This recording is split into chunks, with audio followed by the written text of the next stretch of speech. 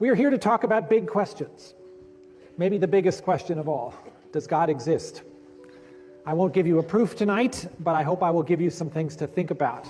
Things that have led me from being an atheist to becoming a believer and a follower of Jesus. Perhaps the most widespread fundamental assumption in the intellectual West today is that there is no reality beyond what natural science discovers, and that there is no authority or good higher than the freedom of the individual.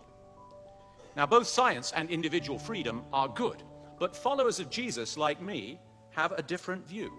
We believe that both the deepest reality and the highest moral meaning, or good, or authority, are to be found in loving relationship. Why is nature regular? Why does it follow regular laws? Why can we understand them? And we're so used to these ideas today that we don't realize that they weren't actually that obvious to most people through most time. And the reason for that is that if you just live in the natural world, it doesn't seem to be always that regular. It seems to be capricious. It changes itself all the time. And so what you can show, I think quite decisively historically, is that these ideas, these metaphysical underpinnings of science, uniformity, regularity, intelligibility, have deep theological roots. Their roots go back to a long history of theological reflection on a God who is faithful and sustains the world, therefore, in a regular way. But just simply the idea that the universe could be expanding, not sort of expanding into something, but just that the space-time metric changes and that there could be a beginning of time is just incredible. I mean, if you go back to before Einstein's work and you go to Newtonian world, there's basically a coordinate system. There's X, Y, and Z, and T, right? And these are just fixed, and things happen in this grid, and you describe physical processes and events by putting them in this grid. And the idea that the universe was changing is just completely ludicrous to many people. And then along comes Einstein, and now we realize that space-time not only can expand and contract, but through the work of Hubble, it actually is. The universe is expanding, and so if you play it back, there was a time when the universe was incredibly small and tiny. That to me is just mind-boggling, and it actually adds to my sort of confidence that the creation story has some merit.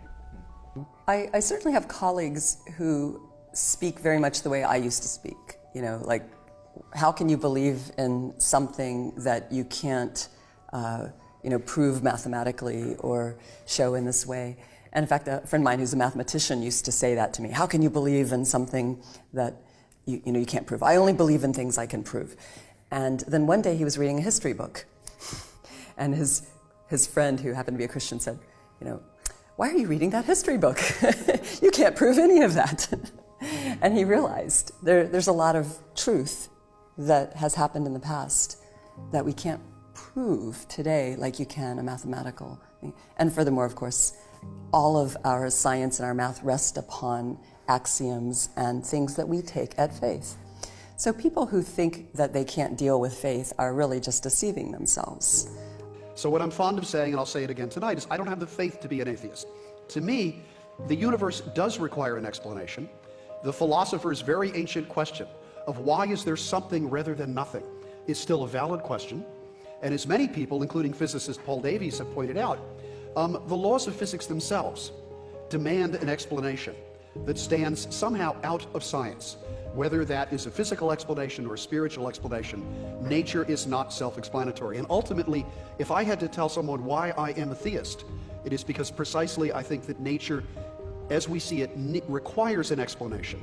And the more we know of the world from science, the more it begs that explanation. I start by saying there is a God who created the universe, and he's not an impersonal God. He has declared himself as a loving God who seeks a relationship with us and also gives us free will to choose him or not.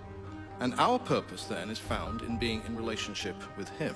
The order and structure of the natural laws, to me, suggests a God who ordained and conceived those laws. The astonishing complexity of living things, to me, suggests an architect who cares about those things. The fact that there is something rather than nothing suggests the existence of a creator of that something. And indeed, one of the joys I have in studying the natural sciences is that I learn a little bit about what God has done. And in the process, I think I come to understand a little bit of what he is like. He is much bigger, much grander, much more awesome, much more majestic than I would have previously imagined. See, science It provides a set of tools that are useful for investigating phenomena in the natural world. But as powerful as it may be for dissecting planetary motion and battling cancer, it's not really intended for questions like, why did life forms originate in the first place? And we're free to speculate, opine, and have our beliefs, but science is not equipped to answer questions like this. This doesn't itself mean, let me be clear here, that there is an answer somewhere else. It just means that we have to be faithful to what science is, and that we can't extend the purview of science beyond what it is capable of addressing. The Lord led me to genetics, and I don't have time to get into that story, but it's a fascinating story, how he led me to genetics. It was not what I had planned to do, but my goodness, I'm so happy I did. I can't imagine myself doing anything else, but I see it all as part of his plan, to lead me to that, and to help me to see identity in a whole different way. And when I think about my own identity, I think of Christ and how he created us. He created us in his image, so we had identity with him.